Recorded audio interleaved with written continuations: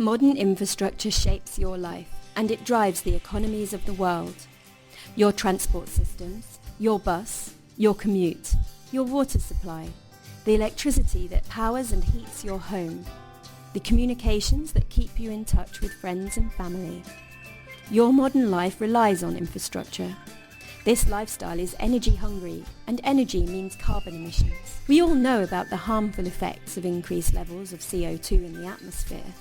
But did you know that infrastructure is responsible for over half of all UK emissions? If we don't tackle carbon produced by infrastructure, then we aren't tackling the problem. So our approach to the design, construction and management of infrastructure can be a major driver for change. Infrastructure uses energy and produces carbon. Energy costs money, so reducing carbon reduces cost. To tackle this, we need to think about the ways carbon is generated.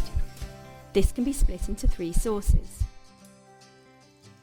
Capital, carbon generated from what we build and how we build it.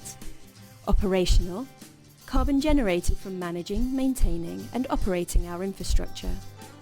User, carbon generated by using infrastructure. For infrastructure professionals, the first two areas we can control, the third we can influence. Therefore, it makes sound business sense for the industry to take a lead. So we can either continue to develop our cities and infrastructure networks in the way we always have, or we can take a smarter path to embrace innovative thinking, to reduce carbon, reduce waste, boost efficiency and reduce cost. This path starts with understanding where the major sources of carbon sit, then working to reduce that carbon and so reduce the cost. And we have choices when approaching this challenge. We can build nothing or very little.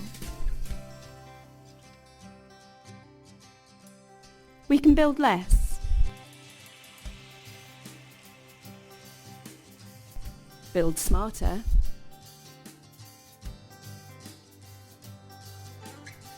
Or we can build efficiently. So there's a few ideas on how it's being done. There are solutions that can be embraced today to reduce carbon and reduce cost. And who wouldn't want to achieve that? But it starts by understanding where you are on the path. 5 areas have been identified to help businesses reduce carbon and reduce cost.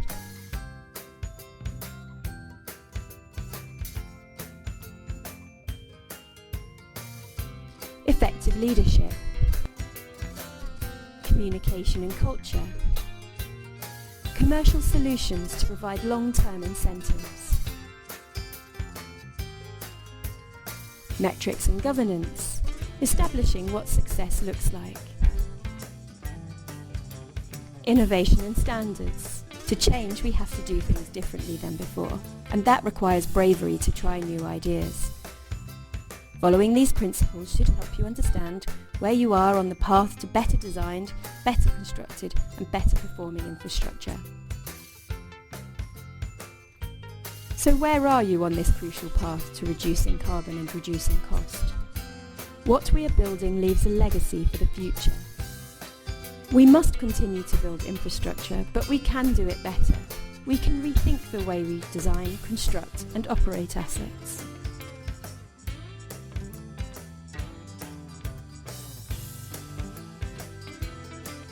We can reduce carbon and that will reduce cost. What path will you choose?